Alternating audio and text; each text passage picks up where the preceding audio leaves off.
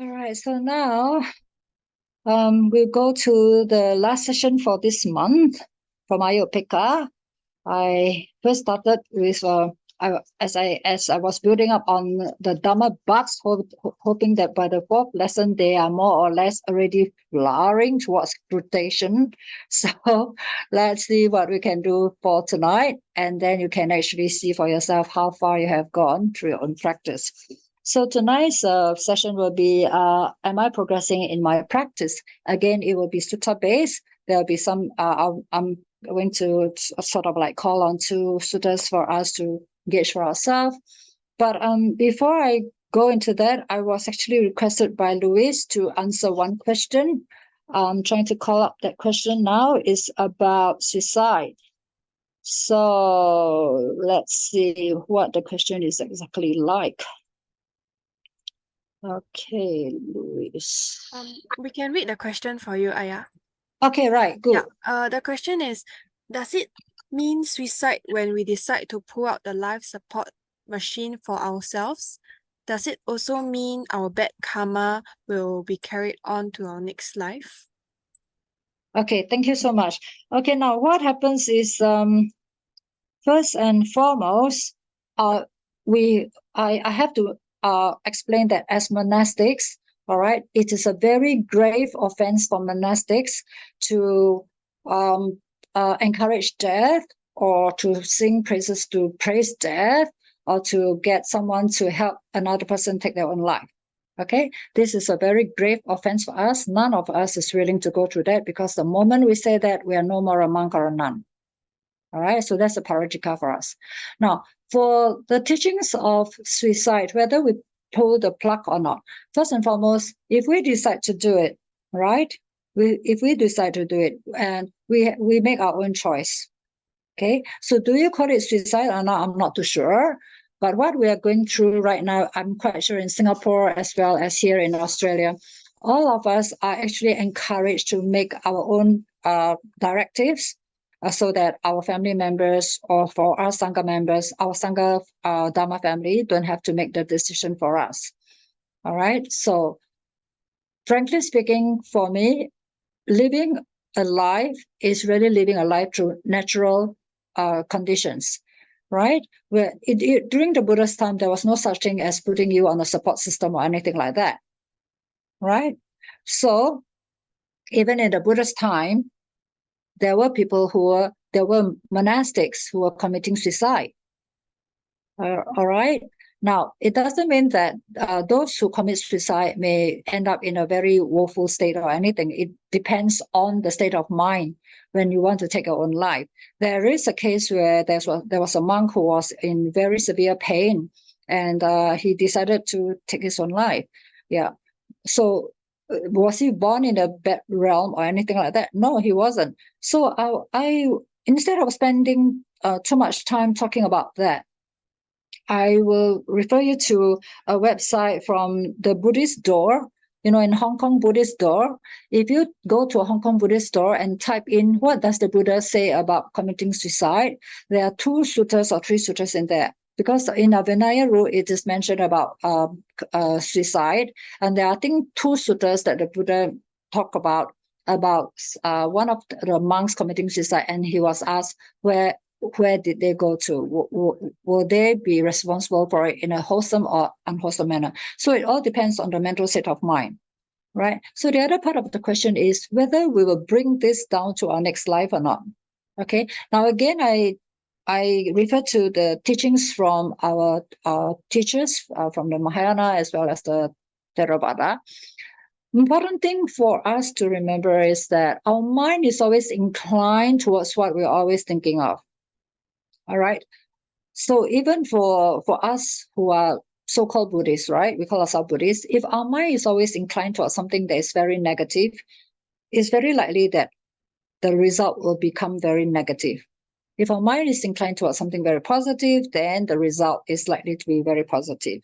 So it all depends on the mind's inclination. That's why the Buddha says we have to be very mindful of what kind of thoughts are rising in our mind. And that refers to the 4 right efforts, right? 2 is how to stop the unwholesome thoughts from arising. or to abandon those thoughts that have already arose that are not wholesome. And then the other two is, of course, to give rise to good thoughts, and also to develop on those thoughts that are good to a higher level. So all these things are according to our mind's inclination. Now, of course, suicide or even sometimes you call it euthanasia and all those things. These are all very hot topics nowadays in the Buddhist circle. Now, is it right or is it wrong to assist in euthanasia, or even to just say pull the plug on ourselves or whatever? Of course, putting the plug on some other family members, of course, that is a different case. But what about pulling the plug on yourself? That is if you're conscious enough to want to make that decision. Okay, so all these things are things that I don't think I'm in a position to advise you. What I can say is that the decision is ours to make. The last thought moments are very important. And I think you also have to discuss with your doctors, your medical team, as to the quality of life. Now, for a person who is going to pull the plug, I'm quite sure if they're conscious enough to know that they want to live or not, I'm quite sure that they are able to, if they are able to make a decision, that means there must still be some quality of life there. All right. But for those family members, or for those of us who are already in a coma, or when the doctor says that even if you recover, you probably will be living like a vegetable and all those things, we probably will depend on our family members, or like for us as monastics, our Dhamma families to make a decision for us, which is not fair to them. So right now, the question is it suicide or not? Okay. Now for me, as a nun, I've already written to my family members to say that if the doctor says that I'm not going to live a quality life, I already told them I don't want to be on support system. And many of our monastic family members here are opting for the same option. We don't want to leave it to our family members to decide for us. It's not fair. It's very painful for them to make a decision. But for us, what is the quality of life? The quality of life for us as a Sangha member, for me, personally, I'm speaking, for me to live a quality life is how I live my life through natural means, not through the support systems or anything like that. Unless, the doctor said, well, there's a 60-70% of your recovery and all that, you need to go on that. Of course, that's a very wise decision. We need every breath for us to really maintain this body so that we can actually practice to become awakened. We don't just want to waste this human life. Okay, so if you want to go into the detail of what suicide is all about, you can actually go to, and I don't think it's just in the Buddhist door from Hong Kong. You can actually go through any website on internet and just talk about how Buddha sees suicide and what is a Buddhist perspective on suicide. There are lots of articles written there. Okay, now there may be incidences where we may encounter certain family members or friends who have the tendency to commit suicide. We do come across people who, when they feel unhappy or frustrated, they start to want to cut their wrists.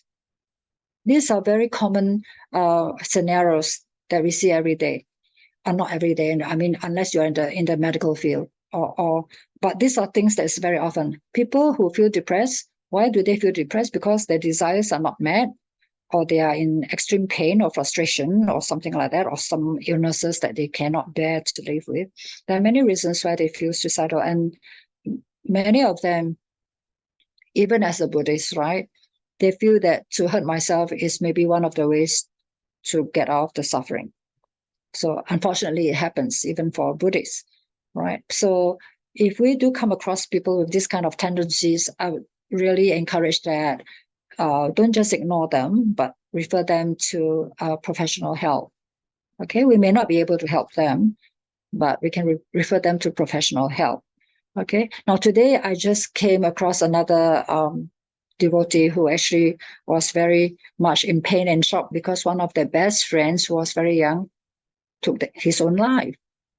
And he was a very nice person, and she was telling us that, you know, he was actually connected with some Buddhist organizations, such a lovely person, so helpful, but all alone. And they do not know why he took his own life. He seemed to be very happy. So a lot of times there are different kind of how to say, reasons why people just suddenly want to take their own life.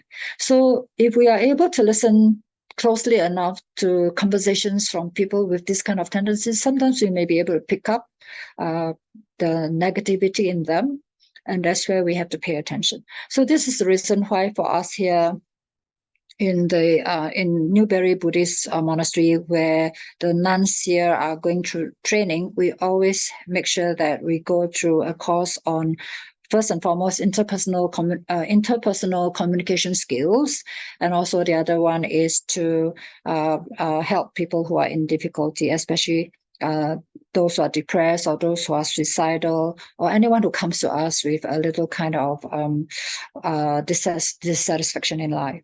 So we are all put through all this kind of training, and attentive listening is very important. A lot of times nowadays, people don't have the patience or time to listen to others. And sometimes before we listen to others, our mind is already working on an answer, which is really not fruitful enough for us to pay attention, what we call attentive listening, to a person who is talking to us, okay? So that we can pick up some kind of leading cues for us to understand that this person is not feeling happy about life and all those things. So there are certain kind of tendencies, certain kind of words that they may use, which we can really pick up. All right. So of course, there are some Chinese teachers who told us that those people who have committed suicide in their past life, sometimes they bring it through their life for 7 more rebirths. I have no knowledge of any sutras that is speaking on this kind of topics. I haven't really completed reading the whole of the Tripitaka, but those that I've covered has not touched on this. But I think according to some Mahayana teachers, there is a saying that if a person commits suicide in one lifetime, it's very likely that they may try to attempt it for the next 7 lifetimes. I'm not sure how reliable this kind of information is, but again, if you work on the inclination of a person, right, then maybe it makes some sense. But then, of course, our consciousness is always changing, our lifestyle is always changing, our contact with others, our education, and our wisdom is always changing. So hopefully we are able to sort of like abandon this kind of thoughts. But most important thing is that I would advise that whoever is facing difficulties in life, please don't toy with the idea of taking your own life. Okay, please don't do that, because when it comes too often in your mind, you may just make it happen. So please, our mind is so powerful. We can't see it, but it's so powerful. All right. So never toy with the idea that, okay, if I cannot make it in life, I'll just take my own life. No, please don't do that. There's more to life than just taking your own life because of certain things. Okay. So there are many areas that we have to investigate. I'm not sure whether this is a good enough answer for you, because I really want to refer you to the sutras that you can find from Access to Insight, or even to just type in this the Buddhist perspective on suicides and euthanasia and all those things. You can find lots of answers by the what I call reputable scholarly monastics, as well as sutras found in, I think is in maybe Digha Nikaya or Majjhima Nikaya, Samyutta Nikaya. But Vinaya, in the Vinaya, we do have incidences of this. This is the reason why one of the parajika is that monks and nuns should not encourage taking of life, or to seek someone else to help with taking of life, or even to praise the ending of life and all that. Okay, I hope it is good enough for now, and then you can do your own homework. There's lots of information. Okay, thank you. All right, so now we just go on. I think that's a really good question on the chat. Yes. Okay, Yes. so somebody asked, is there any intermission between lives when one dies? So he says that he heard that EBT and Mahayana says that when one dies, there is an intermission between lives of 47 days. So is this true? Okay, now, this is not only in Mahayana, Tibetan is the same. And then in the Theravada, the Buddha speaks about the Peta realm, P-E-T-A. Peta realm is what most of us refer to as the hungry ghost realm. But they are not the frightening kind of spiritual beings that come to harm anybody or anything. It's what you will call the intermittent kind of state. You see, there is a sutta when the Buddha actually speaks to one person. I'm not sure whether it's Janasoni Sutta or something like that. I can't quite recall the sutta number. But this man was asking Lord Buddha, which is a place that our departed loved ones or relatives can receive our dedication of merits. So the Buddha says that there's only one place, and that's called the Peta realm. The Peta realm is when a person passes away from the human realm, and because they have attachments to certain family members or attachments to possessions or properties on that, but they have not done a lot of bad. Okay, so they have not done so much good that they go to heaven immediately. They have not done so much bad that they go down to the lower realms immediately. So they are what they call in Chinese they call it the Zhongying Shen, the Bhadra state. In the Tibetan it's called Bhadra state. So in the Theravada it's called the Beta state. And that is the realm that can actually receive our dedication of merits. And this is the reason why you see a lot of people doing huixiang to the departed beings and all that by doing all the meritorious deeds. And that's the same with Theravada. The Theravadas, the Buddha has mentioned that those people who have passed away, and if they're in the Peta realm, they are waiting for their family members or friends to perform merits on their behalf, because in the Peta state, they don't have the opportunity to really perform merits for themselves. So they depend on family members and friends to perform merits for them.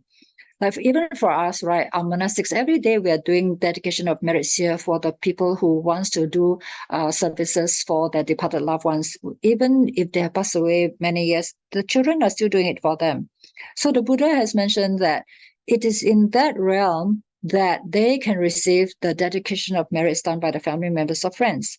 So when the Buddha was asked, what if none of my family members or friends are reborn into that realm? The Buddha says that this is quite impossible, but let's just say that if it is possible that you don't have anyone born in that realm, the Buddha said that whatever you are doing through your meritorious actions, you yourself will gain the benefits of doing the wholesome action, the meritorious action. So it is not just in the Mahayana, in the Vajrayana, but it's also in the Theravada. It's called the transitory period before they're reborn into other good states, hopefully. Does that answer your question? Okay, all good. I don't get a response. So what if no one dedicates merits? Well, you see, like for most of us in the monastery here, and also is encouraged in other traditions like Mahayana also, they do encourage, like when we're doing dedication of merits, we always want to include those who has no family members or friends to perform merits on their behalf. Please come and partake in our merit making. You are all included. And we encourage them to make strong determination to be born in the good realm, where of course, when you're in the Peta realm, we hope that you can actually be reborn into the human realm, a good Buddhist family. That's the reason why we read the names aloud, or even for those who not known to us, we just say that to those who has no family or friends to perform merits on your behalf, we invite you to come and partake in our merit making, and we encourage you to make strong determination to be born in a good family where you can connect with the Holy Triple Gem, and for you to walk the Noble Eightfold Path and to be guided by Aryang teachers and supported by family members and friends. So at least they know that they are remembered by some people, right? That's why the Metta Sutta that we have chanted, right? Regardless of whether known or unknown, seen or unseen, near or far away, born or to be born, may all beings be well and happy. right? So it is the thoughts of each of us, the positive thoughts, the compassion that we have for beings that we know may be suffering, although we may not be able to see them, but we know there are lots of suffering beings around us.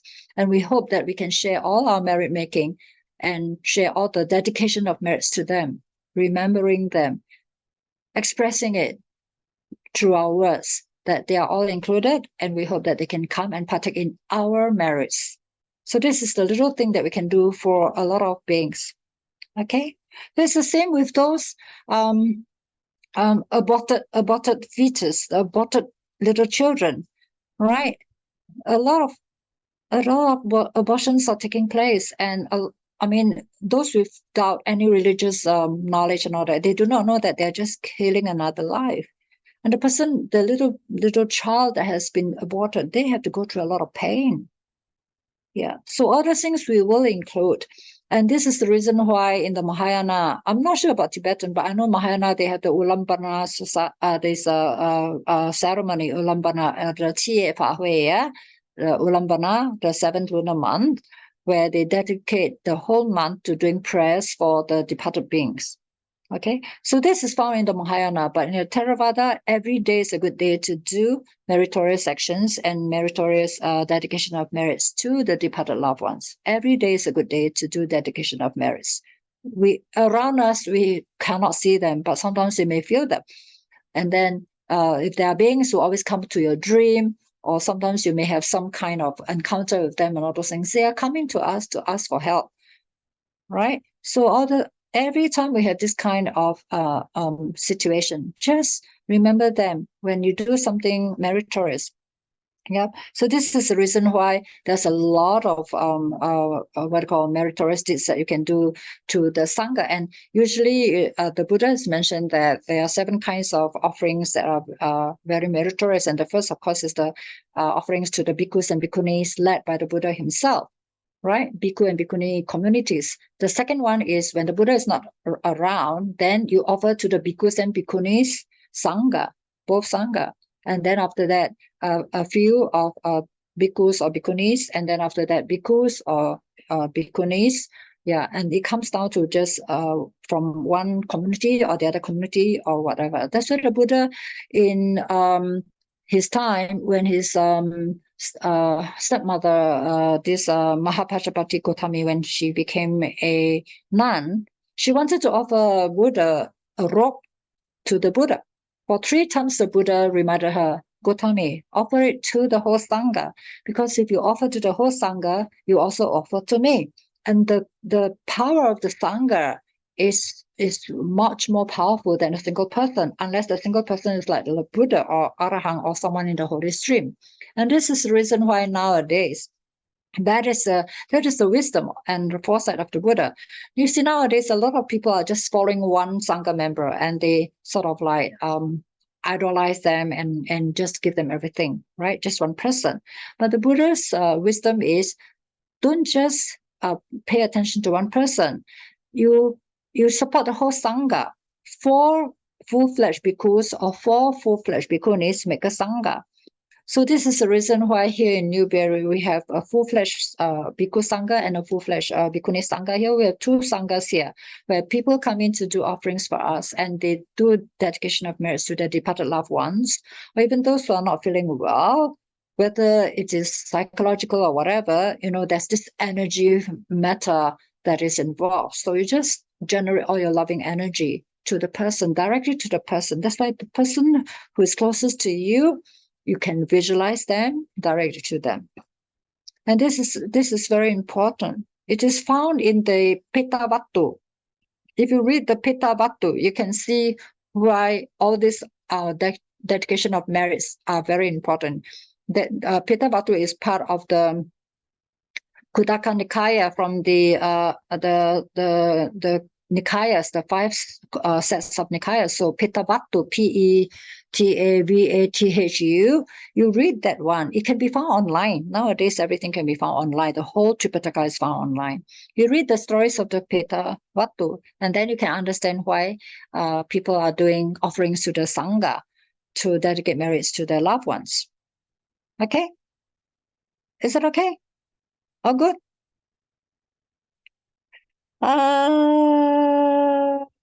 They dedicate marriage to a non-Buddhist and hope them to join. Oh yeah, Buddhists or non-Buddhists, we include them here. You see, here in Newbury Buddhist Monasteries, we have people from different religious background, from Africa, from even Brahmins from India. We have Indian people coming here. We have Christians coming in here. A lot of Westerners come from Christian backgrounds, but they just found Buddhism to be very practical, very scientific, and very down to earth, something that they can see and follow. Where should we start dedicating marriage if someone doesn't have? What is that have? What is the M for? Can you read out someone? I can't really see the full question. May I ask where can we start dedicating marriage? What if someone doesn't have much marriage but still wants to dedicate? Oh, once you have that thought to dedicate marriage, that's your marriage. Everything is my mate. You don't need to have money. You don't have to have a lot of money.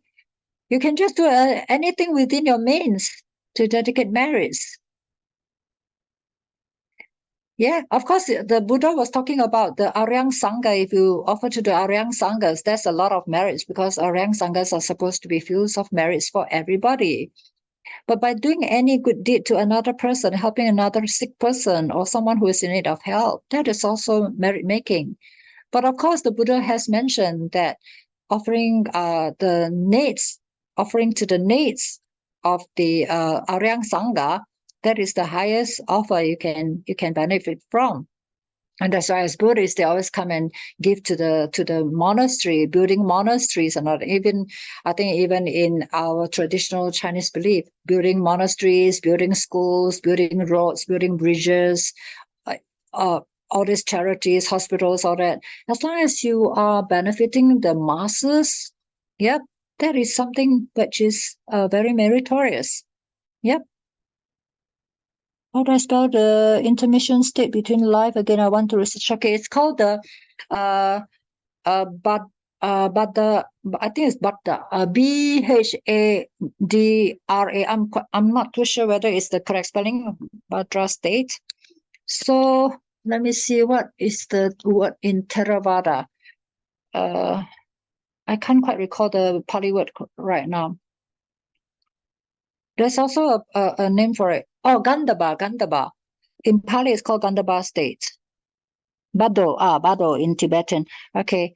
I think it's called Gandhaba in Theravada. And Gandhaba actually is another word for the four heavenly gods above us.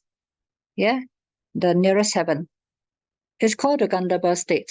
Yeah, Pali word is Gandhaba state. There's a sutta on that also. Okay. All right. So in Chinese, it's called the Zhongying Sen. And in Pali, if you want to do reading on Pitta Batu, it's called Peta, Pitta. Okay. Shall we go and see how well we have progressed in our own practice? All right. Okay. Okay. All right. Okay. So tonight, I'm saying tonight because I'm already at 10:10 here in Newbury Buddhist Monastery. It's 10 minutes past 10 p.m. here.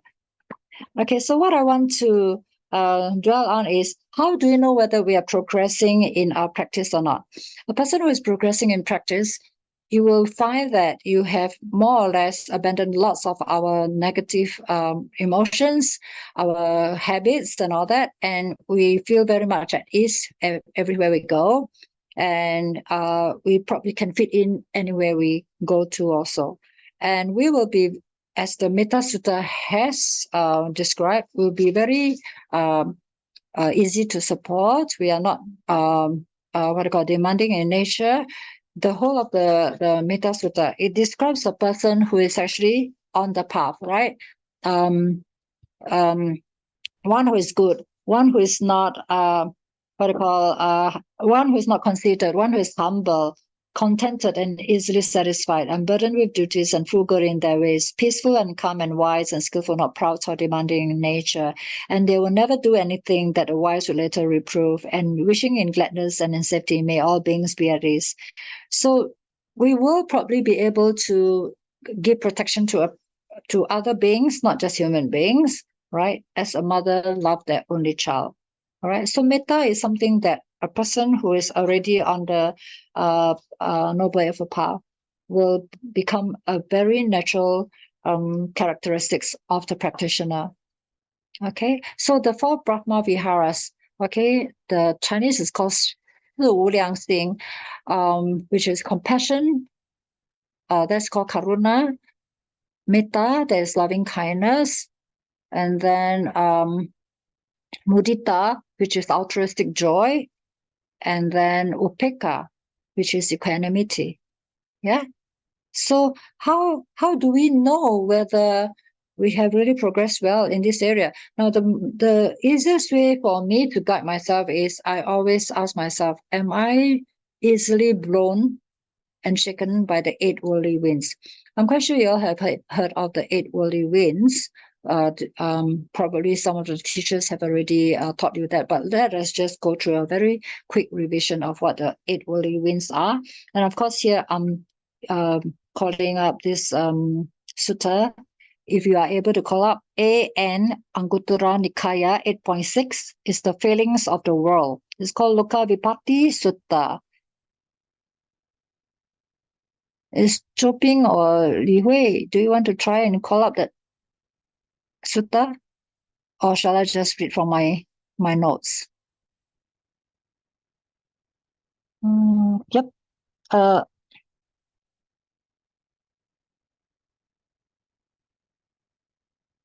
Right, you got it. Okay. Okay, you got it. So here we go. So monks, these 8 worldly conditions spin after the world, and the world spins after these 8 worldly conditions, which 8: gain, loss, status, disgrace, censure, praise, pleasure, and pain. These are the 8 worldly conditions that spin after the world, and the world spins after these 8 worldly conditions. For an uninstructed run-of-the-mill person, there arise, gain, loss, status, disgrace, censure, praise, pleasure, and pain. For well-instructed disciple of the noble ones, there also arise the same things, okay? So what difference, what distinction, what distinguishing factor is there between the well-instructed disciple of the noble ones and the uninstructed run-of-the-mill person? For us, Lord, the teachings have the Blessed One as their root, their guide, and their arbitrator. It would be good if the Blessed One himself would explicate the meaning of this statement. Having heard it from the Blessed One, the monks will remember it. In that case, monks, listen and pay close attention. I will speak. As you say, Lord, the monks responded. The Blessed One said, gain arises for an uninstructed run-of-the-mill person. He does not reflect. Gain has a reason in me. It is inconstant, stressful, and subject to change. He does not discern it as actually is. Now, for someone to discern it with stress and subject to change and is inconstant, is actually talking about the tilakkhana, okay? Anything that comes from gain. Now, I will just briefly go through that. Anything that comes from gain or loss or pain or happiness, pleasantness, all right? All these 8 worldly conditions, okay? They call it the 8 worldly winds. All these things are all subject to anicca, dukkha, anatta, which is subject to impermanence, unsatisfactoriness, and non-self. Okay, that means it's beyond our control. So of course there are 4 sets of good, positive ones. All right, something that we look forward to, which is actually what they call gain and happiness and what they call praise. Okay, so where's the other one? Praise, pleasure. Okay, and then gain and all this. There's 4 sets of passive, 4 what they call 4 sets of negative, 4 positive. Okay, so for these 4 sets of opposing kind of qualities that It happens to us all the time. Every one of us go through it. How do we respond to them?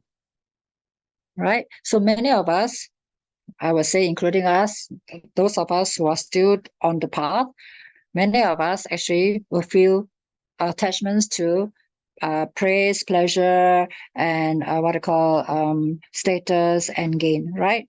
And then when it comes to loss and disgrace and censure and pain, we will try to avoid them, or we try to get out of them, right? This is the very natural reaction that most of us have. So if you can go down, the Buddha said, yes, the teaching had the Blessed One as the root. Now, if you can go down, okay. All right. So, okay, stop here. All right. Okay. So for many of us, we will welcome the arisen gain and rebel against the arisen loss, right? So it's the same with the other three pairs. Okay. So what is the difference between a person who is not affected by it, right? The person who is not affected by it is actually a person who is free from welcoming or rebelling against these 8 worldly winds. That is the only difference between a person who is what the Buddha called the well-instructed disciple of the noble ones and the uninstructed run-of-the-mill person. They know that all these are subject to whether it's happiness or pain, whether it's status, loss, gain, disgrace, praise, blame, all the things. All these things are subject to impermanence, right? Even if it's happiness, it is still going to end with unsatisfactoriness, because once we have this happy phenomena happening, it won't last long. When it changes to something that is not pleasant, we will also feel the suffering. So are we easily swayed by these 8 worldly winds or not? Or do you just take it within your stride and say, oh, okay, bad luck, I just happen to have something that is not going my way today, so I'll just see what I can do to get out of the situation according to wisdom and compassion, right? Now, why do people go into depression? Why do people go into frustration? Why do people go into suicidal kind of modes? It's mainly because they are not able to handle the 8 worldly conditions. Mainly they can't. A lot of times they have a lot of high expectation of themselves or of others. And this is the reason why it causes them so much suffering. When we crave for a lot of things, right? Or when we dislike a lot of things and we try to get out of a situation, but sometimes we can't, we really feel the frustration, right? So this is the reason why people feel depressed, frustrated, painful, suffering. And a lot of time it leads to the thoughts of suicide. Or sometimes it's not even thinking of suicide. You may even think of hurting the other person or other people, just to satisfy your own expectation. So if we are learning the path and we still have this kind of feelings, hopefully we are not going through all these feelings, but I'm quite sure that intense feelings may not be there, but we are still very much affected by all this kind of negativity that arises in our mind. So this is the reason why it's very important for us to really look at our minds all the time. What kind of thoughts are arising in our minds when we are faced with these 8 worldly winds? All right. I remember there's this case where a lady came to me and said, Ayya Upekkha, I think I'm enlightened. All right. So I thought, oh, that's good. So, but later on, to continue the conversation, she says that she was actually fighting a court case with the brother for some property and all that. Now, do you think that an enlightened person will do all these things? I mean, personally, I don't think so. Yeah. So sometimes do not overestimate our so-called attainments, right? Sometimes we just taste a little bit of even maybe a little bit of stillness in our meditation. We think we are enlightened. No, we are far from being enlightened. Okay, even when we are in jhanic stages, we may not even be enlightened. Right? Jhanic stages, we may just be blissed out and we don't have vipassana arising. So all these things doesn't lead us to becoming awakened or enlightened. So all these 8 worldly winds, are we still affected? Are we still very badly affected by it? Okay, praise, blame, and all those things. Just ask ourselves that. Then you know how far we have gone. Okay, so this is one set of guidelines for us to understand how far, how successful we have in purifying ourselves. Okay, so the other sutta that I want to refer to is actually the Gautami Sutta, which is actually found for us in the monastic circle. But this is something that is very, very helpful for us to remind ourselves as to whether we have or not walked the path correctly. So if you want to, you can actually, I can't remember the sutta number, but let me see. Can you just type onto, I'm not sure whether it's called Sankita Sutta, Anguttara Nikaya 8.53. AN 8.53.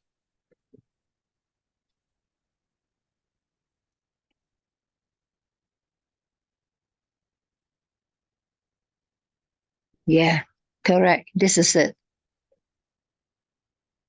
Yeah. Yeah. So this one is actually very important for us who are Bhikkhunis, or those who are training towards Bhikkhunis. This is also very important for those who are trying to be Buddhist practitioners, okay? Whether you're a monk or a nun, male or female laity practicing the Buddhist path, this is very important. I'm not sure whether it's the same version. Okay, I'll read from my notes here because I don't know. Now, I have heard that on one occasion, the Blessed One was staying near Vasali at a gabled hall in the Great Forest. Now, Vasali is where the first Bhikkhunis were ordained. Okay, Vasali. I'm not sure how many of you have already gone to India for pilgrimage. All these places mentioned here, you probably will be covered. Many of the places will be covered when you go on an Indian pilgrimage. Okay, then Mahapajapati Gautami went to the Blessed One, and on arrival, having bowed down to him, stood on one side. As she was standing there, she said to him, "It would be good, Lord, if the Blessed One would teach me the Dhamma in brief, such that, having heard the Dhamma from the Blessed One, I might dwell alone, secluded, heedful, ardent, and resolute." Okay, so Mahapajapati, after becoming a nun, was asking Lord Buddha, please teach me your Dhamma so that I can really practice and then become awakened. Okay, so the Lord Buddha actually told Gautami these qualities. Gautami, the qualities of which you may know, these qualities lead to passion, not to dispassion, to being fettered, not to being unfettered, to accumulating, not to shedding, to self-aggrandizement, not to modesty, to discontent, not to contentment, to entanglement, not to reclusiveness, to laziness, not to aroused persistence, to being unburdensome, not to being unburdensome. You may categorically hold this is not the Dhamma, this is not the Vinaya, this is not the teacher's instruction. It is very clear, isn't it? If we are really sorry, someone is trying to say something. No, I shall continue. Okay, this one that we have just read, it is actually something that the Buddha says, not the Dhamma, not the Vinaya, not the teacher's instruction. Why? Because the Buddha's teaching is always leading us to the next paragraph, okay? The Buddha's teaching is always leading us to this passion, okay? This passion, not to passion. To being unfettered, not to being fettered. Fettered means you are having a lot of defilements, okay? And to shedding, not accumulating. That means you are actually renouncing, not accumulating. All right. To modesty and not self-aggrandizement. This is actually to becoming humble, not to aggrandize yourself or to always praise yourself, sing praises of yourself, and to look down on others and all that. To contentment, not to discontentment. So contentment is a very important aspect of our practice, because without contentment and all these factors mentioned here, without all these things, we will never be able to find peace in our practice, nor to have good meditation. Okay? To reclusiveness, not to entanglement. That means reclusiveness is being secluded at the right time. It's not saying that you cannot talk to people or anything, but not to really get entangled with worldly affairs or to network with a lot of friends and all those things, and always getting yourself engaged with a lot of worldly activities. That is not going to lead us towards enlightenment, but rather to keep us just so busy. That's why it's so important for us to have reclusiveness, okay, to arouse persistence, okay, not to laziness. So that means you have to put in effort, not to become lazy, to being unburdensome and not to being burdensome. That means easy to support, right?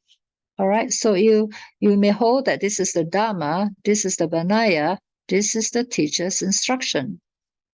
Okay. So these are the what we call ultimate guidelines for us to refer to. But as a layperson practicing at home, what is the best sutta that we can follow? The sutta that starts from the very basic of being a householder to becoming one who is enlightened. So I'm not sure whether your past teachers have actually discussed the Mangala Sutta with all of you. In Chinese, it's called I think it's called a Jixiang Jing, I think. Have you all actually had this kind of discussions? The Mangala Sutta, which is the sutta on the 38 blessings, that is starting from a householder's life, slowly leading towards what you should do, how you should prepare yourself, your duties and responsibilities to yourself, to your family members, to society. Yeah. And then slowly getting into the holy path through going to visit teachers, to seeing holy people, getting connected to teachers who really can show you the path, understanding the Four Noble Truths, and then also having a kind of meditative kind of a lifestyle, right? So all the Mangala Sutta is the best sutta that I always refer to the laity when they come here, especially for those with family commitments, work commitments, and even for those who finish their family commitments, work commitments, but they are too elderly to become monastics. How do they practice? Right? It's not easy to become a monastic because there's lots of work to do. There's lots of things to remember, and you have to be so humble. You have to take instructions, even if you're elderly. If you come in as a trainee, you have to take instructions from the very young one who is already a bhikkhuni. Are you happy to listen to them? Because even the Buddha in the sutta, I think it's Anguttara again, where he mentioned that it's not easy for elderly people to be trained in the Dhamma and Vinaya because of their ego, their habits, and the difficulty of old age. So all these things are there. So for the Mangala Sutta, even if they are elderly and at home, if they have the time and if they are able to find a teacher that they can connect with, and every once in a while go to the monastery or temple to do activities, to learn the suttas, to have sutta discussions and all those things. Even as a householder, you can actually practice. Although it's not very easy, because if you live alone, you probably will be doing a lot of things that you like and not really doing things that you should be doing. That's why in what they call monastic training, we always feel that community living is the best training, because you have to really rub shoulders with people, whether you like them or you don't like them. You just got to let go of your ego, got to let go of your big self, got to be accommodating, got to be humble, got to be grateful and respectful. That's why community living in a monastery is actually something that is very helpful for one to learn how to become compassionate, wise, and pure. So Mangala Sutta, if you really want to learn how to practice well, please go to the Mangala Sutta. Maybe you can get another teacher to explain to you the details of the Mangala Sutta, if no teacher has already touched on that. Okay, so now the other question to ask oneself is, how is our meditation going? How is our meditation going? Are we able to go into stillness during our meditation, or after many years of training, after many years of meditation, we are still having a mind that is very scattered, not unified, not able to sit still? How is our meditation going? So that is another question to ask ourselves. Okay. All right. So I'm not sure whether after all this listening to the various teachers talking about the Dhamma, how many of you actually has given right to the thought of renunciation, renouncing the householder's life? If you are interested, Newbury is one place that you can try, and then we can connect you to Ajahn Brahm and other teachers here. Yep. Newbury is built mainly to train monks and nuns. And that's where the lay people can come here to be supported and to support us too. And then they can find out for themselves whether the renunciance life is suitable for them or not. Okay? So, are you ready to renounce? Or is the householder's life still very precious to you? Of course, if you have householder's duties, you cannot neglect your householder's duties. If you are a father or a mother, right, or if you are a child taking care of your parents or whatever, you have to do your duties. But at the same time, you can still practice, right? Practice from the home is difficult, but it still can be practiced. Practice the holy life. So I still remember that before I became a nun, I was reading all these what they call the sutras that Buddha says that if women become ordained, then the purity of the Dhamma will lose its purity by 500 years. So I was telling myself, oh no, I'm not going to be part of the reason for the deterioration of the purity of the Dhamma. But then later on, when I read other sutras in also the Anguttara Nikaya, where the Buddha says that the decline of the Sangha, the decline of the Dhamma is not due to so-called women. So we do not know how this woman thing came into the sutta to say that women will be the cause of the decline of the purity of the Dhamma. But the Buddha has mentioned very clearly in other suttas, right, that the decline of the Sangha is due to various factors. The decline of the Dhamma is also due to various factors. All these things can be found in the Anguttara Nikaya. So if the Sangha is not practicing well, of course the Dhamma will not be pure. This is the reason why we have to maintain the purity of the Sangha according to precepts, Vinaya, and then the Dhamma can flourish. If the Sangha is not practicing well, how can we expect the Dhamma to be pure? So that's why it is very important for us to really support the monastics who are doing the what we call Dhamma and Vinaya practices. All right. Now, we shouldn't be going around to discriminate. Okay. Now, Mahayana and Vajrayana, they have their Bodhisattva vows. Right. So unless you understand what they are doing, you cannot just go and condemn that they are not practicing. Right. And Theravada forest monastics may be practicing from differently from Theravada city monastics. We don't want to go around criticizing or condemning. Practice is our personal choice. So what level of practice is our own personal choice. All right. So we shouldn't be condemning all of that. As the Buddha has mentioned immediately, you all have been listening to Mahayana teachings and all that. As long as we try to discriminate a mind of duality, we are no more a practitioner, right? Because we have to see things according to the causes and conditions, not according to our fault-finding mind. So If we want to know whether we are progressing in our practice or not, just ask oneself, am I very, very inclined towards fault finding? Or, as Ajahn Brahm liked to mention about his 2 bad bricks and his 98 good bricks, do we look at the good qualities of people and try to understand why those what I call not very wholesome characteristics are there? Do we condemn them just because they have done something not very pleasant, right? But it doesn't mean that we don't have to discern, right? So that's why Buddhism sometimes it gets us a bit confused. Well, I'm supposed to be practicing compassion, but I'm not supposed to be fault finding. But when I'm too compassionate, sometimes the person who is not very compassionate gives us a lot of trouble. There's a lot of conflicts. There's a lot of disruptions. There's a lot of suffering from one person caused to a group of people. So what can I do?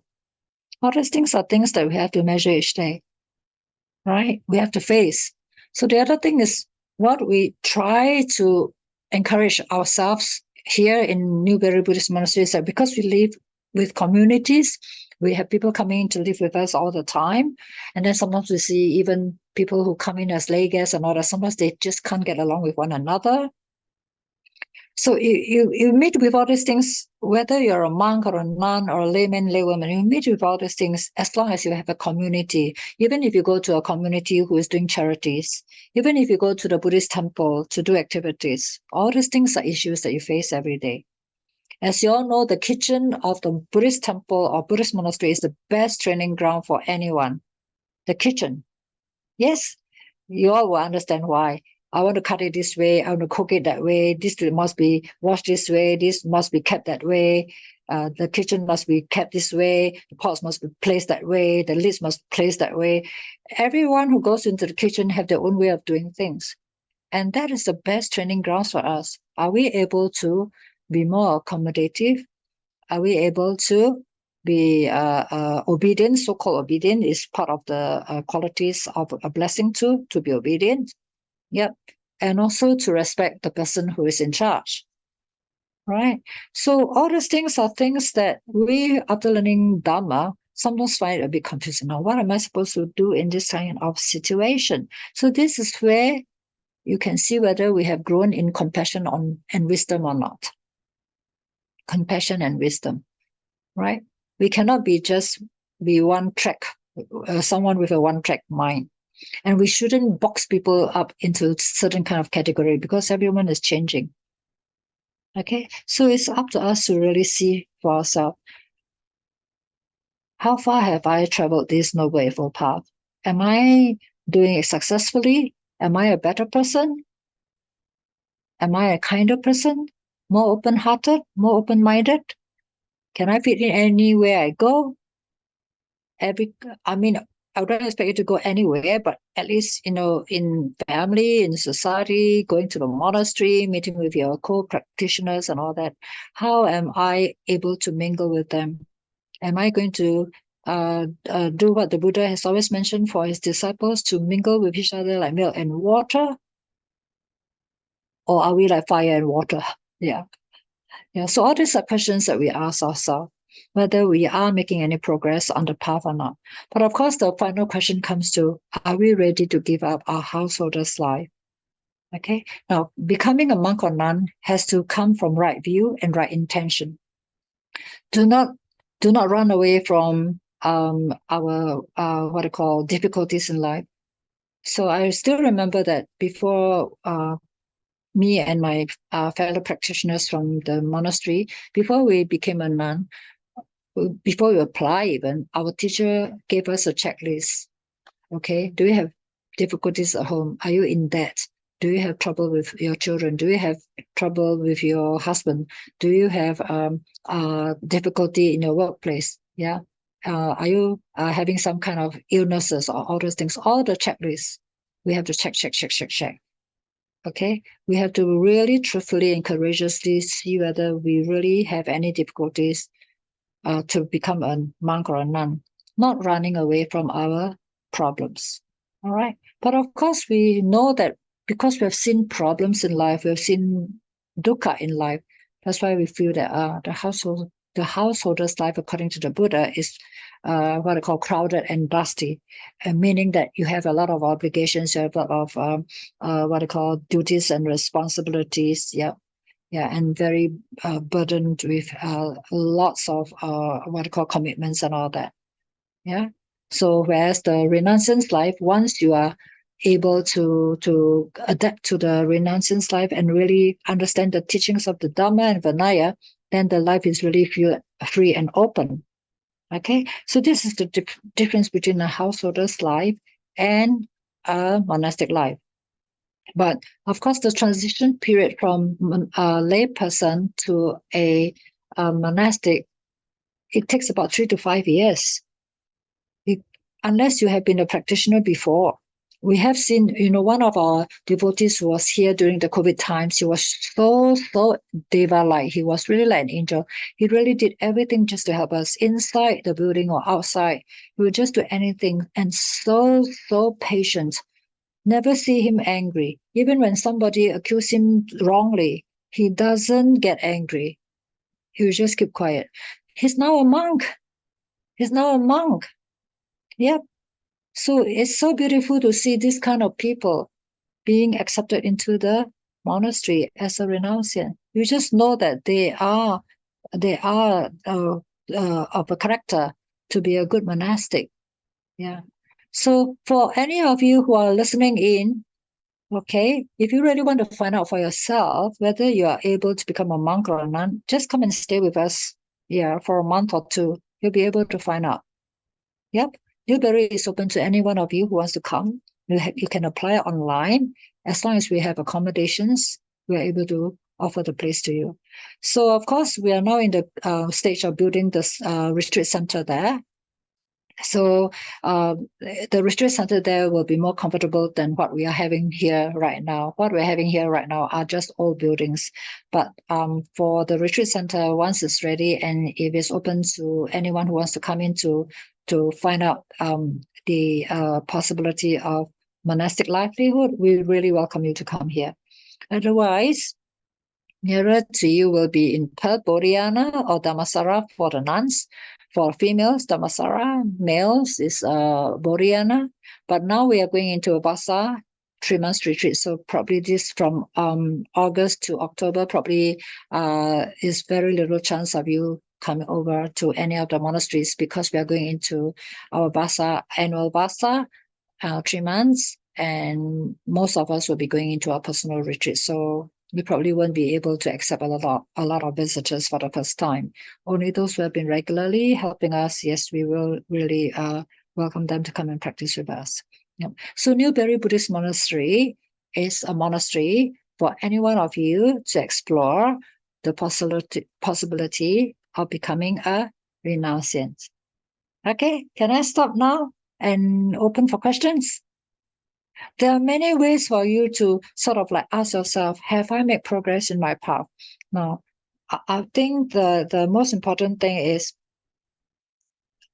renouncing the householder's life if your conditions are supportive. Okay, don't force it to happen. Don't force anything to happen, because whatever you force, it won't happen with joy. It is not going to be very successful. All right. Okay. So I'll just conclude for here. I'll stop here for tonight's session. If there's any questions.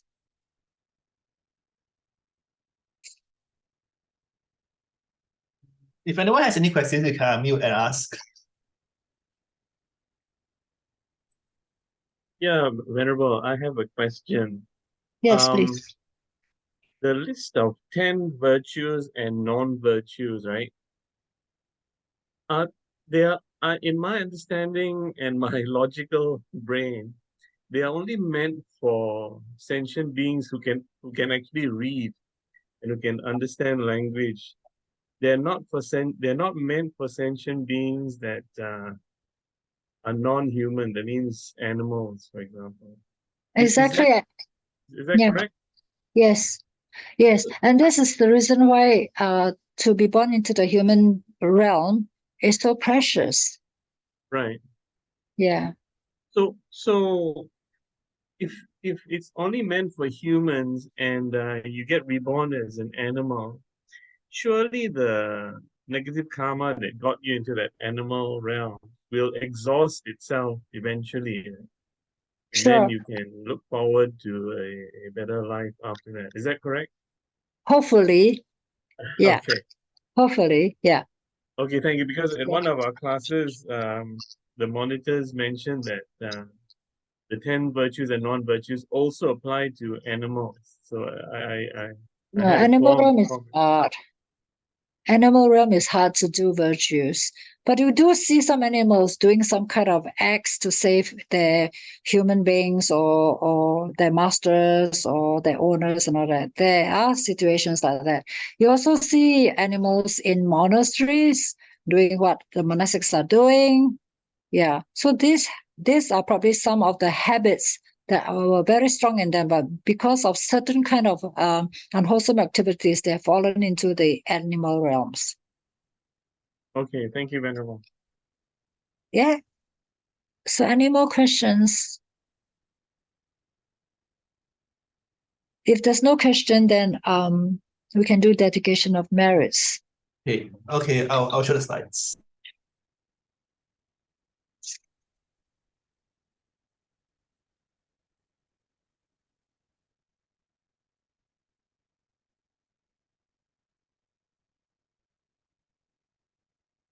Let me just go and try and find the slides. Sorry.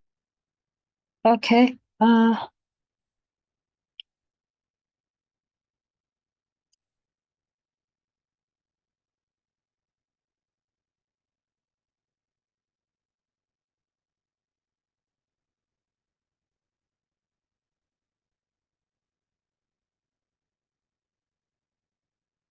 Okay. I think Yeah, you got it. You got it. You've got it. So okay. So as was mentioned before, let's dedicate merits to all beings. Of course, we want to dedication of merits to devas. The devas actually have a lot of blessings themselves, so we just want to be grateful to them for helping us in whatever we're doing. Yep, and of course to the Buddhas as beings around us. Okay, so Buddhas may be anyone, any being, and Sattas too. Sattas can be any beings from the different realms. Okay, so all sattas is all sentient beings, so we want to include them there. And also to the last part is for our departed loved ones. So right now, let us also include and invite all beings who have no family members or friends to perform merits on their behalf. May we invite you to partake in this merit making that we have just generated. And may we encourage you to make strong determination to be born in a good family, in a good human existence, where you can connect with the Holy Triple Gem, take refuge in the Holy Triple Gem, walk the Noble Path, guided by our young teachers, supported by family members, friends, and Kalyana Mitas, and may all beings be well and happy and be at ease. Okay, so now let's all chant together. If you can you can mute, then we can chant together, right? As loudly as you can, because that is really good energy. Akasatta ca bunmatta deva naga mahittika punyang tang anumoditva charang rakkantu lokasasanang. Akasatta ca bunmatta deva naga mahittika punyang tang anumoditva charang rakkantu lokasasanang. Akasatta ca bummatta devanaga mahittika punyang tang anumoditva charang rakkantu mang parang. Itavata jamhehi sampatang punya sampadang sappe devanumodantu sappa sampati siddhya. Itavata jamhehi sampatang punya sampadang sappe bhutanumodantu sappa Sappha sampatti siddhya Ettavata jamhehi sampadang punya sampadang sappe satta anumodantu sappha sampatti siddhya idam me nyati nang hotu sukhita huntu nyatayo idam me nyati nang hotu sukhita huntu nyatayo idam me nyati nang hotu sukhita huntu nyatayo. Sadhu, sadhu, sadhu.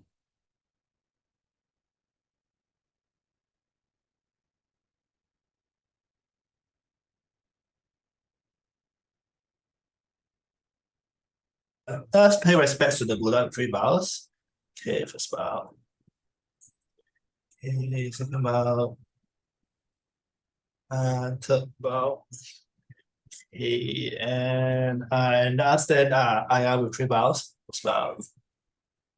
Bhavatu sabha mangalang rakhantu sabha devata sabha buddha nubhavena sada soti bhavantu te bhavatu sabha mangalang rakhantu sabha devata sabha dhamma nubhavena sada soti bhavantu te bhavatu sabha mangalang rakhantu sabha devata sabha sangha nubhavena sada soti bhavantu te.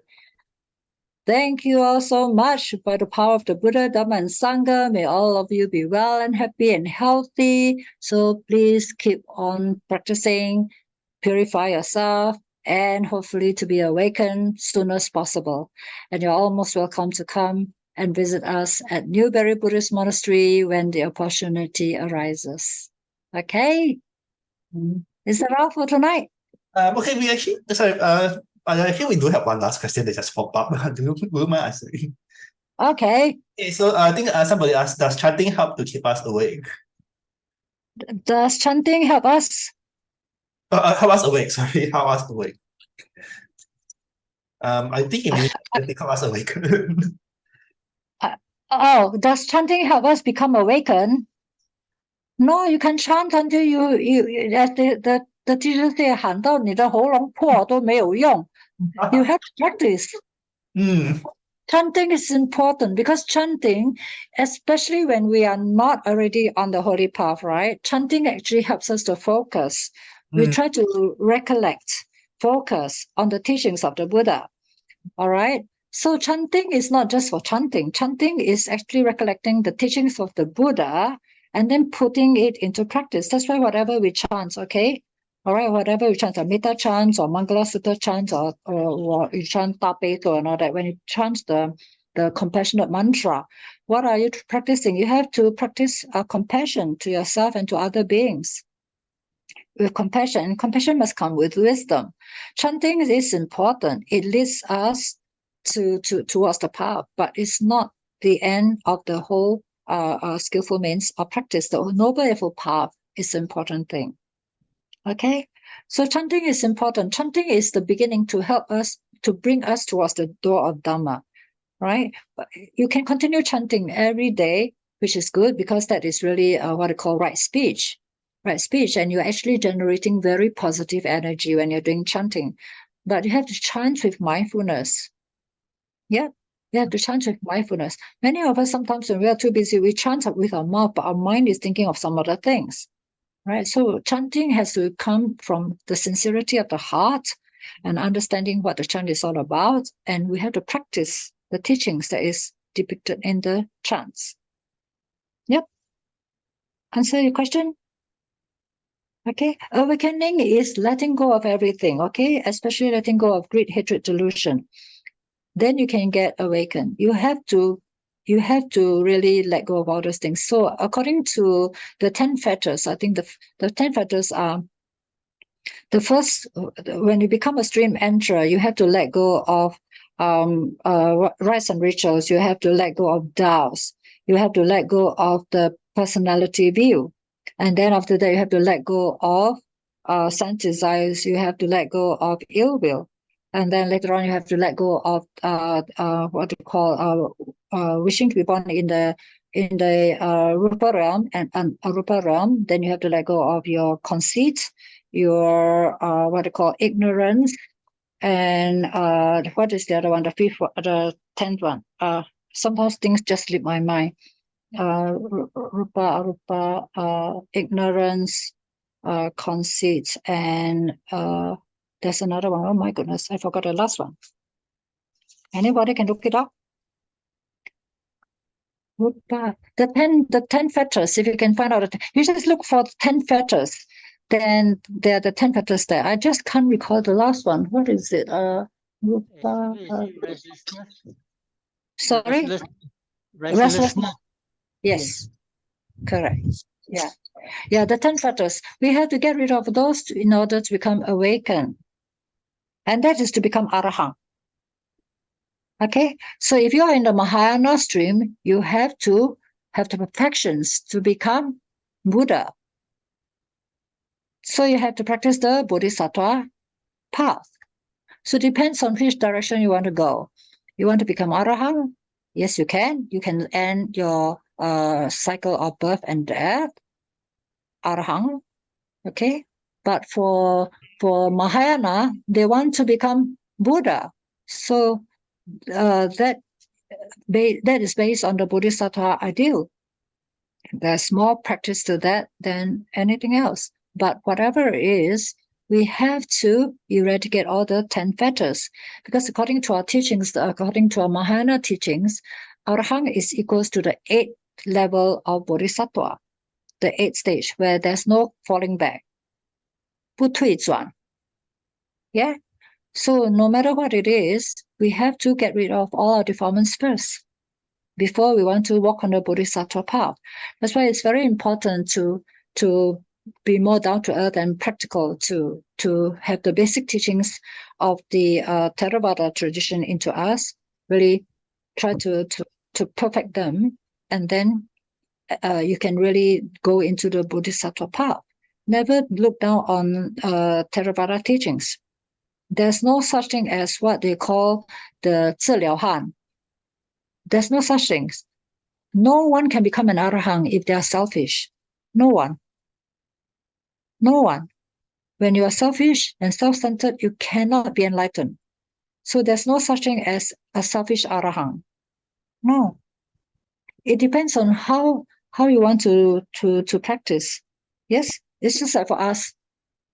For instance, whether you do good or you do want to do good, it's up to you to make a personal choice. But important thing is what?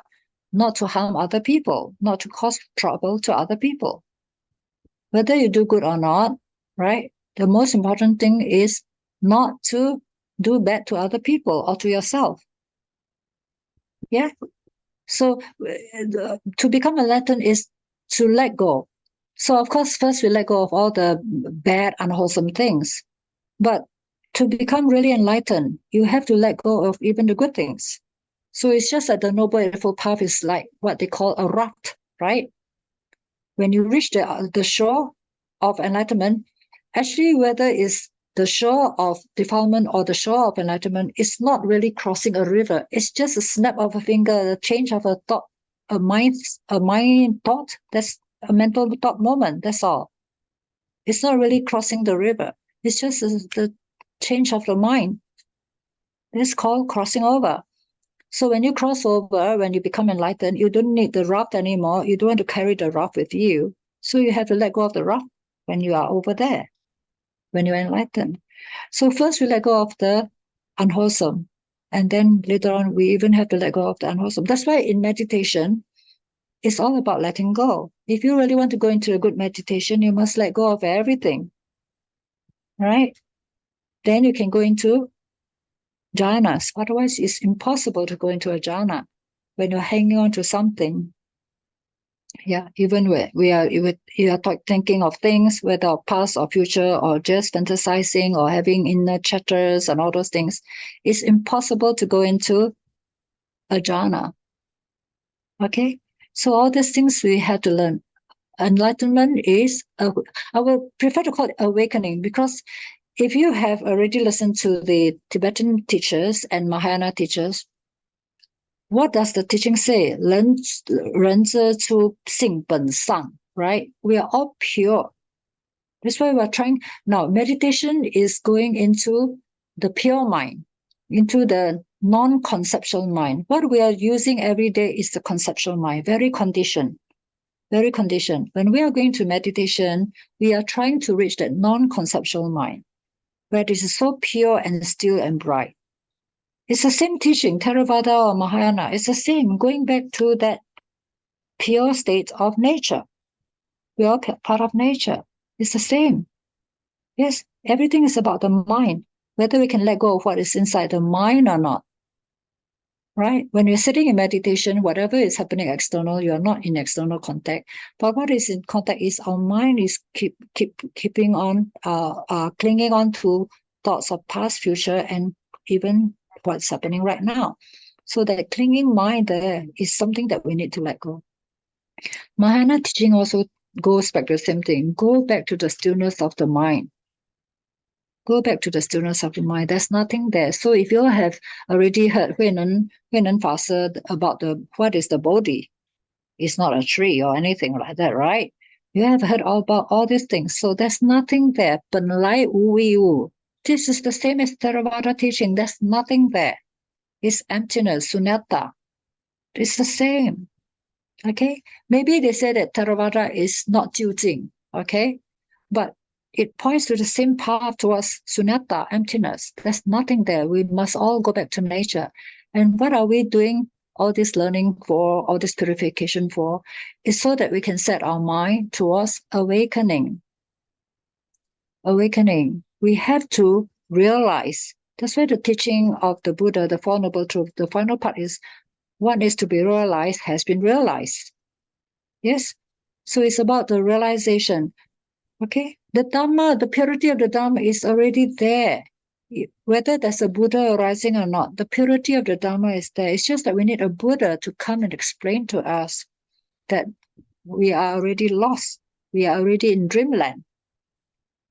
So now we try to get out from that dream.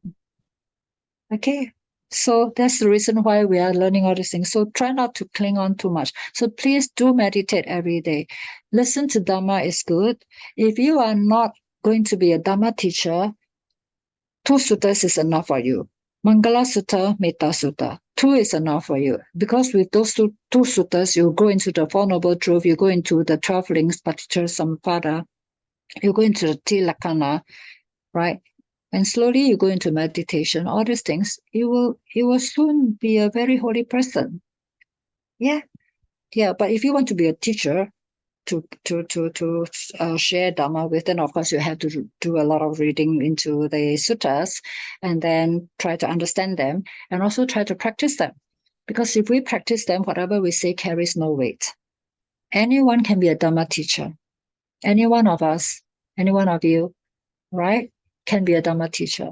But what carries weight is our practice. We have to show by example. Otherwise it carries no weight. Yeah, very important. Yeah. So the truthfulness of the teachings has to be there. Yeah. Before I came in for this discussion, I think you all were playing the Ratana Sutta sung by somebody, I think. Yeah, it's all about truthfulness. By the determination of this truth, may I be well and happy. So truth has to be there, right? So you all started from faith and it's leading all towards awakening. So in between the Noble Eightfold Path, one has to be very truthful. Yeah. All right. So I hope that with tonight's session, you all will continue to practice. And if there's any opportunity, you can go and stay in a forest monastery. If you have not done that yet, the forest monastery's atmosphere, especially when you have the community of monastics living with you, is very different. In Singapore, I don't think there's any such opportunity, but in Australia, there are quite a number. Yep. So in Sri Lanka, Burma, Thailand, there are all this, and Malaysia too. they do have Sabah and all that. They do have all this opportunity. Yeah. As Singaporeans, we are blessed to listen to lots of teachers. A lot of teachers come by Singapore. We listen to a lot of Dhamma. Now we have to find a proper place to practice. But if you are really having a very, if you are blessed with a very quiet place on your own, it doesn't matter, because in Singapore, I was from Singapore before I came to Australia. Yeah, we had good meditation, even in a place like Changi. We were staying at Changi before as a nun. We were staying in Changi. We had good meditation, walking meditation, sitting meditation. You can still practice. All right. And Singapore now has a lot of nature reserves there. You may not be able to sit in meditation there or whatever, because you have lots of mosquitoes and people and all those things. But there's a lot of nature coming into Singapore, where you can actually find that quietness and peace there. And to be close to nature, it really helps us. To be close to nature is a very healthy kind of environment for us. Yeah. So I hope that all of you can have the opportunity to go to a forest retreat. Yeah. Yeah. Many of us are going to retreats, but if you can go to a place where it's forestry and you have a community of monks and nuns there to show you the path, yeah, that will be so wonderful. Okay. All right. Is that good enough for tonight? Okay, all the best. Continue to practice your 5 precepts at least, and go for the 8 precepts whenever you can. And please practice meditation every day. I'm not sure whether you all have conducted meditation retreats or not, but it is something that is very important for our practice. Okay? All right. Yes? Ayya, so Yes. sorry, I think it's quite late already, but we have like 3 very short questions. Do you want to address the questions? Okay, sure, why not? So the first one is chanting part of right concentration? Is chanting considered rites and rituals? And last one is reciting mantras encouraged or not in the Buddha's teachings? I think maybe do you have to answer too long because it's quite late. No. Chanting, you need some form of concentration. But when we go into meditation, that concentration is not concentrating like focusing. When we talk about right concentration, sama samadhi, it is actually going to 止观. 止 is to stop all thinking, letting go. Okay? So that chanting, you need concentration definitely. Otherwise, you do not know what you're chanting. You may be chanting wrongly, and you may chant without mindfulness. You may not know what you're chanting. And then also the mantra chanting, right? You can actually just do your mantra chanting, because mantra chanting is something that's not fully understood. The words that are not fully understood, but I'm quite sure you know that the gist of the whole chant is for what purpose. Okay, if it can bring you calmness of the mind, okay, if it can bring you focus of the mind, please go ahead do your chants. I started as a layperson with the what they call Ta Pei Zou. I'm still doing it as a nun, even though I'm in the Theravada road. I do my Ta Pei Zou almost every day, unless I'm absolutely very busy. Yeah, I'm still doing my Ta Pei Zou. Everybody knows I come from a Mahayana background. I started with Ta Pei Zou. Yeah, and I know that to be compassionate like the Guanyin Bodhisattva, I mean, what is Guanyin Bodhisattva? Is encompassing, embodying all compassion with wisdom. Yeah, so why not? Why not be a compassionate and wise person? So the Ta Pei Zou, the Great Compassionate Mantra, is similar to the Metta Sutta. It's the same. It's teaching us how to be kind to oneself and to kind to all sentient beings. It's the same with the Metta Sutta. So yeah, so regardless of which direction you're going, whether it's Theravada or Mahayana or Vajrayana, whatever makes you comfortable, whatever makes you feel calm, whatever makes you feel that you are actually feeling peaceful and contented, and you are progressing in your change from the very unwholesome habits to something very wholesome, why not just continue it? Yep. Does that answer your question? Any more questions? I don't mind talking tonight because it's the last session. Yeah, if you have any questions, please bring it up. Yeah, it's okay. We are very used to just talking about Dhamma till midnight and all that. Yeah, when you talk about Dhamma, you wouldn't feel sleepy. Yeah. Okay, so I think that there is one more short question. So I think somebody asked, does the Arahant realize emptiness too? Yeah, the emptiness that they realize may not be exactly the same as what the Mahayana are talking about. This is from my understanding, okay? From what I've actually learned from the Sunyata, okay, from Theravada, which is Arahantahud, and the Sunyata from the Bodhisattva. On the surface, it looks that they are actually talking about the same thing. Okay, it looks like they are talking about the same thing, but according to some Chinese teachers, it's still not absolute. Okay, I'm just relying on the answers that some Chinese teachers have mentioned. But according to Theravada, they have understood the meaning of anatta, and they have understood the meaning of sunyata.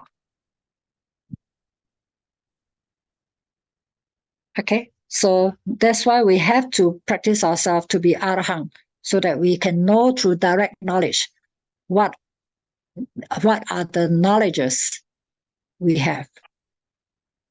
Only then we can answer you absolutely with a very direct answer. Otherwise, it's just based on teachings.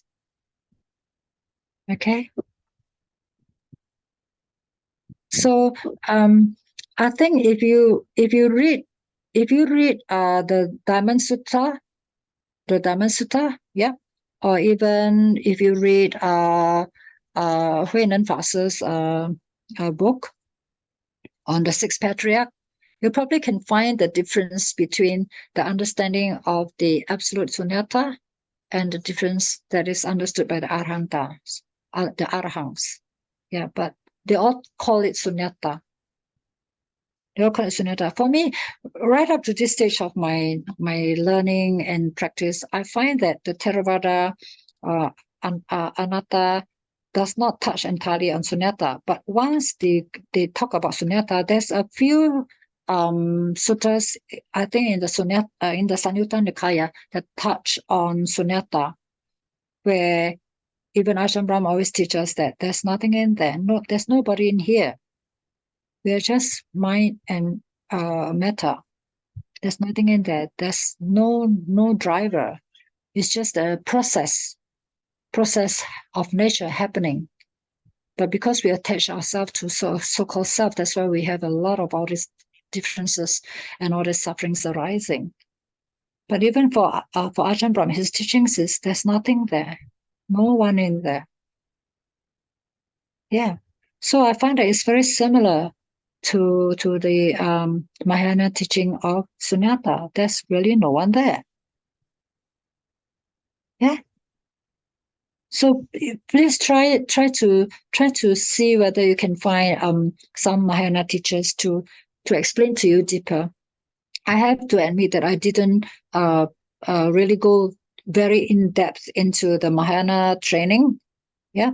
Before I switched to Theravada, because of my love for seclusion, my love for Vinaya, my love for meditation. I couldn't find it in the Mahayana in Singapore, and even when I went to Perth with the Mahayana school, I still couldn't find that direction. That's why I switched to Theravada, and I could find the Theravada support for my inclination towards strict Vinaya rules and meditation. But I'm not giving up my Mahayana teachings. Whatever is good in my teaching, I still apply it in my daily life. Yeah. So the Buddha has not divided us into Hinayana or Mahayana, Theravada or Vajrayana. The Buddha has never done that. The Buddha has never done that. According to the Chinese teaching, there are 5 periods of the Buddha's teaching, right? Mahayana, they say that the Buddha has taught five periods of teaching. The first period was for the Bodhisattvas, where the Arahants couldn't understand. If you have been listening to your different teachers, you may have come across all this information, right? So there are 5 periods of teaching, right? So when the Arahants couldn't understand what the Buddha was teaching for the Bodhisattvas, right? So then they withdrew. That's why the Buddha has to come again and then teach the Theravada teachings. Yeah. So all these are teachings that are in record in the Mahayana, but not in the Theravada. Yeah.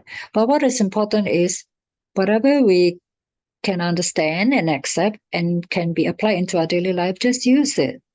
Just use it. Yeah. So Vajrayana and Mahayana, I believe, if I'm not wrong, their focus is really a lot on compassion with wisdom and outreach to the masses. Yeah. You see, like Ajahn Brahm, he's supposed to be Theravada, but the people in Taiwan hail him as a Bodhisattva. He has touched millions of people's life. Yep. So when I was in my training school in the monastery in Taiwan, our dean was also a monk. He used to tell us that in the Mahayana, there are a lot of Theravada practitioners. In the Theravada, there are also many who are Bodhisattvas. You will know. It's just in our form. But what is important is inside our mind. For those who understand Mandarin, see this YouTube on emptiness. Yeah. Yeah. There are lots of talks online, so you have to pick those that are spoken by reputable teachers. Okay, there are many teachers that are reputable, so please pick those teachers and just follow them. Yeah. Okay, and then for me, even as a layperson, when I try to practice the path, I don't want to go to a very high level. I always tell myself, let me go from the very basic. Once I understand the very basic and I know I can understand that, the next step will naturally unfold for me. Yeah, although this is all theoretical kind of knowledge that we are getting right now, the practical part has to come and unfold automatically, right? Unconditionally. It just unfolds naturally for us. Once we reach a level, another level presents itself. Once we reach another level presents itself. Okay, but the mind has to be pure. The sincerity of that pure mind or I want to call it pure mind yet. I mean, originally we all have the pure mind. Yeah, but the sincerity of wanting to purify our mind to reach a level of purification, yeah, it has to be very, very consistent. And the doors will open up to us. The doors will open up to us. Yeah. Okay. All right. Venerable, since you have extended your time, I just want to ask one more question. Is that all right? Sure. Yeah. Through these 5 years of learning the Lamrim, I am still not convinced of the supernatural aspects of Buddhism. When I say supernatural, I mean those aspects that cannot be verified scientifically. Things like rebirth, and things like the heavenly realms and things that cannot be verified scientifically. However, Okay. I find that the essence of Buddhism, which is like the Four Noble Truths, the importance of benefiting all sentient beings, do not need the supernatural claims to be true. I can do away with rebirth and still appreciate the Four Noble Truths. I can do away with the hell realms and the deities to appreciate how benefiting all sentient beings can make this world a better place. So why do I need to appeal to those supernatural claims when I do not need to do that and still appreciate all these beautiful things about Buddhism? Yeah, you're right, though. Although this is not really, how to say, that wise to ignore rebirth, because you have to understand that the Buddha actually, when he sat under the Bodhi tree and was awakened, he was awakened to his past experiences, his many rebirths before. And he also was awakened to seeing how sentient beings were reborn according to causes and conditions, right? So rebirth is really part of the core teachings of Lord Buddha. you don't have to believe in that, because what you're saying actually does make sense. You actually can understand all the teachings of noble truths and all those things, right? Rebirth has no scientific basis, but actually you may be able to find some by looking at researchers. Maybe if you can look Yes, into it. I have seen Brian Stevenson's and his peers' research on rebirth, but these are just a handful of studies that were not scientifically demonstrated. That, for example, they didn't have double-blind questionnaires. They didn't have any unbiased questions. They were not very scientific in their basis. So, they were kind of flawed research. So I don't accept those modern researchers. Yeah. And because Buddhism is like 2,500 years old, there should be much more to back these things, but there's only 2 or 3. Yeah. Okay. Now there may be many cases. You are saying that there are just a handful of cases. Actually, there are thousands and thousands of cases of No, research. I'm saying there are a handful of research that are being cited. Yeah. Yeah. There may be a lot of episodes condensed in those research papers, but there are only a handful of things, and they were not conducted very scientifically. No double-blind study, for example. The questions were biased, actually. When you look at the questionnaires about that, them asking the children, or did you remember a past life? Oh, yes, I remember this. I was shot in this village. It didn't seem at all scientific in my estimate. Okay. Have you actually seen those documentaries where the children actually brought their current parents to where they were born before, and Yes, also yes, I've seen the one about the pilot, the little boy who thought he was a World War II pilot, and he fought in World War II, but on in Yeah. 1939. What about the And Sri Lankan cases?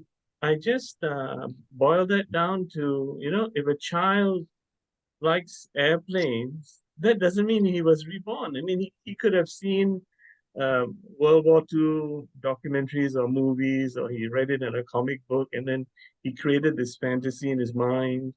And children like to imagine things like that, and maybe that was the one in a few million who got the combination correct.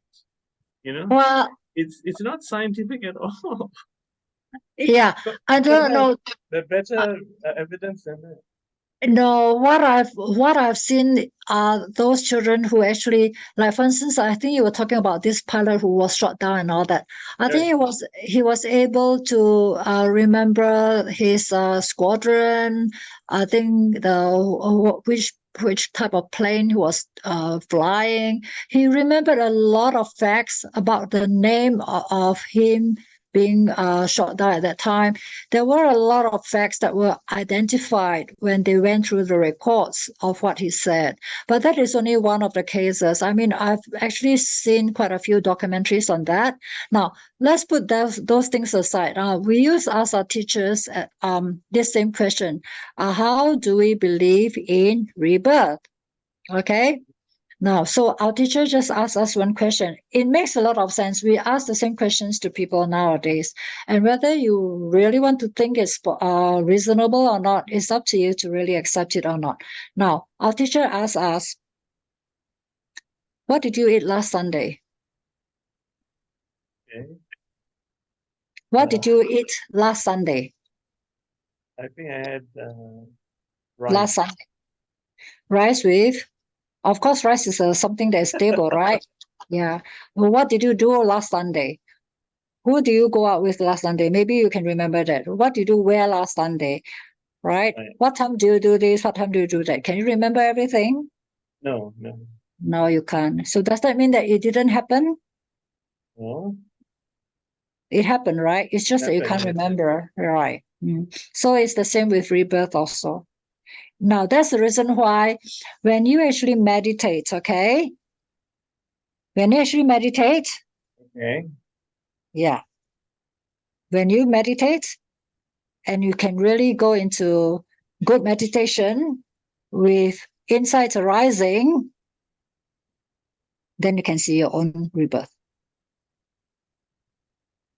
But again, why is that important if I can accept the validity of the Four Noble Truths? I can accept all those core pillars of Buddhism that teach us how to live with each other. If I can accept that, why do I need to appeal to this unverifiable supernatural claim? You don't have to. But what you're saying is, from what I understand, from what you're saying is that you just want to accept all this teaching so that you can actually live harmoniously with one another. Yeah. So what about the goal?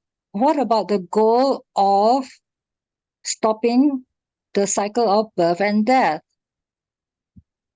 It may not seem important. That's not important because I don't see the validity of right. that.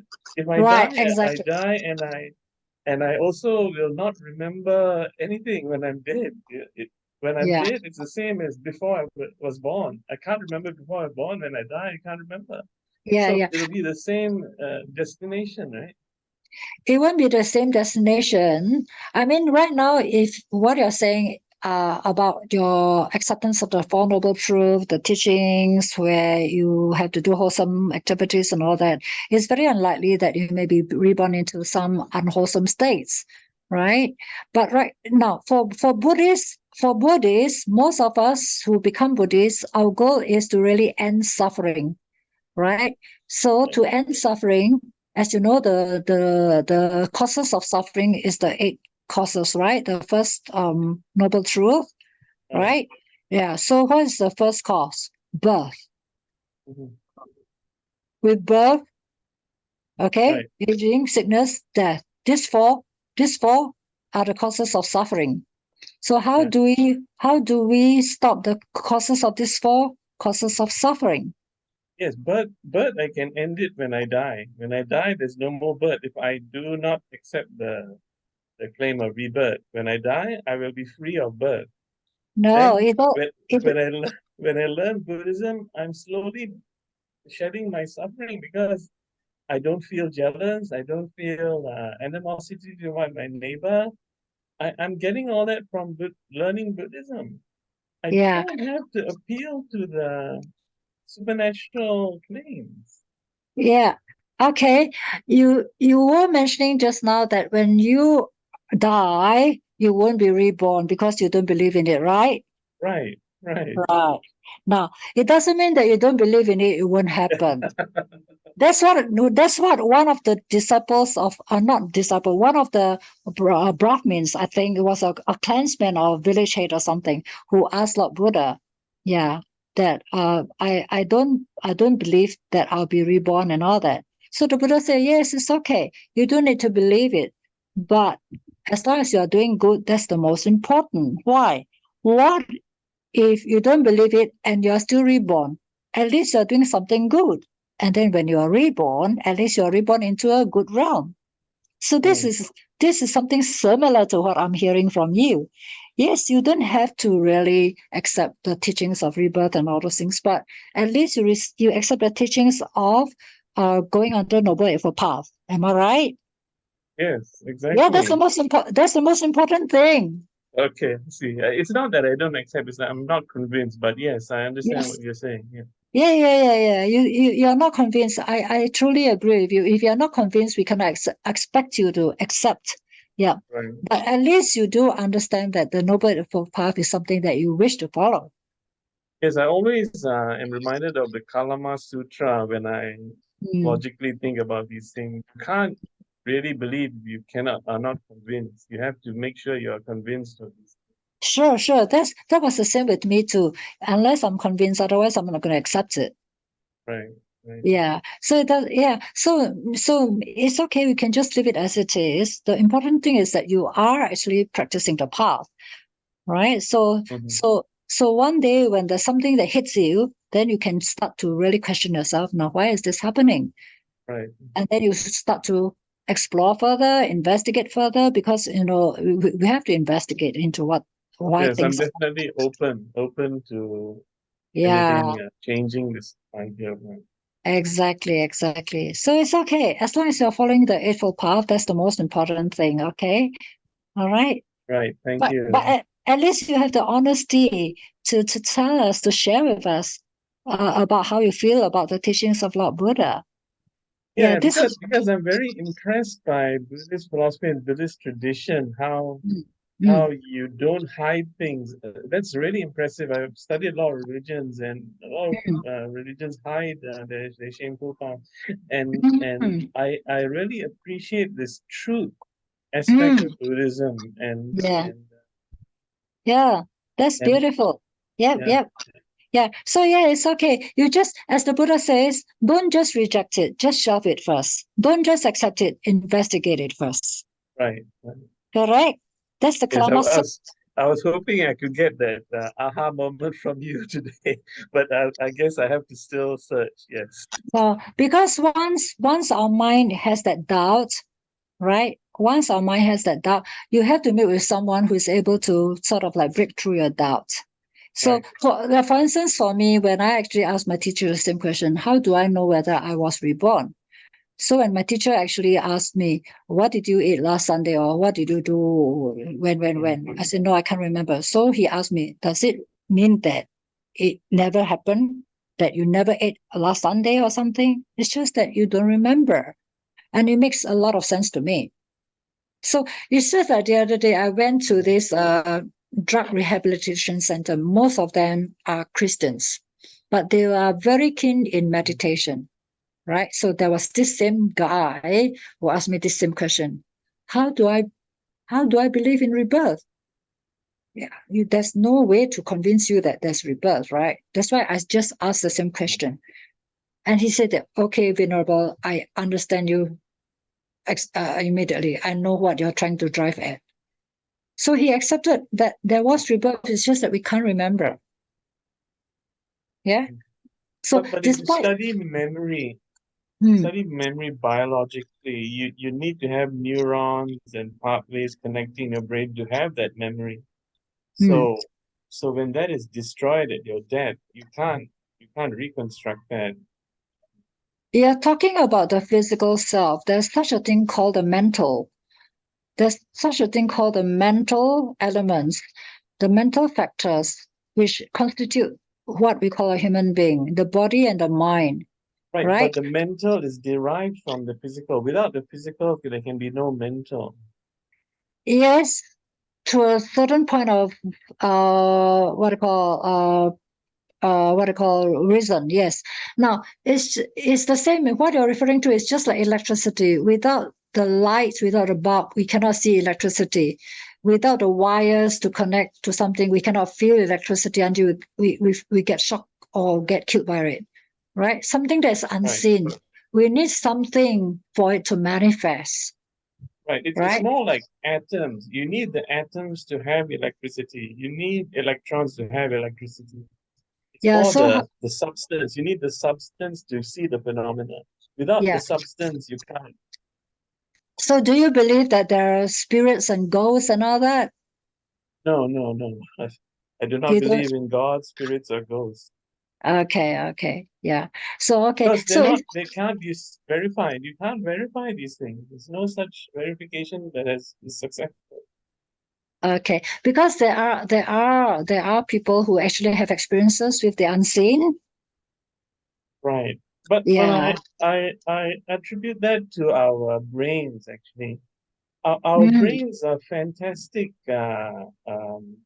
synthesizing machines. They can synthesize smell, they can synthesize sight, they can synthesize a lot of Yeah, physical things, our brains by themselves. So yeah. if something were to go wrong with our brains, we probably can synthesize these imaginary things. So Well, when someone sees a ghost, he could have synthesized the ghost due to his fear, and the fear has jostled his brain so badly that he synthesized it himself. yeah, this is what we call misperception of things, okay? Right.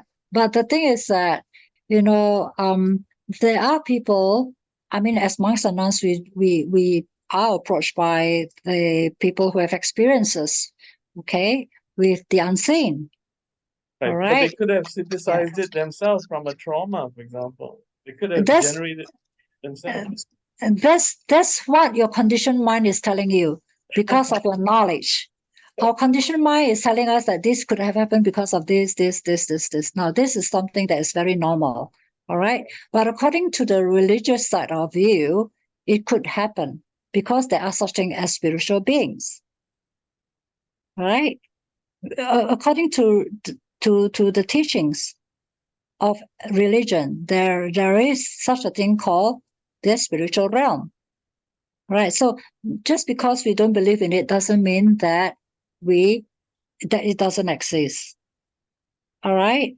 So you have been very fortunate that you are. I assume that you have lived a relatively pleasant and peaceful life without too much yes, disruptions or conflicts in your life. So you have been living. You have been practicing as a what I call a person, regardless of your religion. We cannot say that only Buddhists are good people. We can find good people in other religions or those without religions. It is a fact. It's not Right. that Buddhists are the only people who are good. It's not true. Any religion or non-religion or non-religious people can be good people.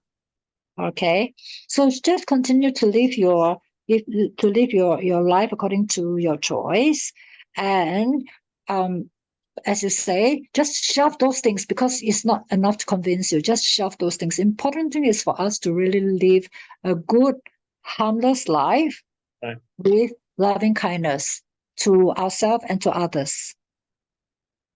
Right. That's a fantastic thing I've learned from Buddhism. Yeah.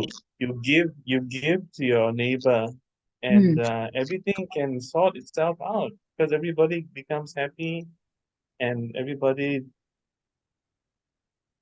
has no resentment, and that makes for harmony, and that's so powerful. Okay. Now, are you Stephen? Yes, I'm Stephen. Yeah. Okay, Stephen. I just want to ask you. I mean, I think the other people are still with us, so I think it makes good communications and discussion. I just want to ask you, how do you really accept the causes mentioned in the first Noble Truth? Now, first they talk about birth, old age, Right. sickness, and death. That is the 4 of the 8 causes of suffering. And then not getting what you want, Right. living, That's so obvious. Yeah. not getting what you want. So living with the unpleasantness, whether with people or with situations, right? And being Right. separated from your loved ones or something you like. And then Right. finally to have the body and the mind. Okay, the 5 skandhas. Yeah, that Yes. is suffering. Have you found any of these 8 factors that is causing you suffering in your life? Oh Have yes, you? I have seen this happen to me. Before studying Buddhism, I could identify with each of these phenomena. And then when learning Buddhism and learning how to control attitude and control thinking to shed away all these suffering, it's so effective. It's so I do accept these noble truths and do apply them and see the power of this philosophy. Okay, now it's really good to listen to what you're saying. I'm quite sure that you're following the practice very well. That's why you're able to sort of like change your life into something of less suffering.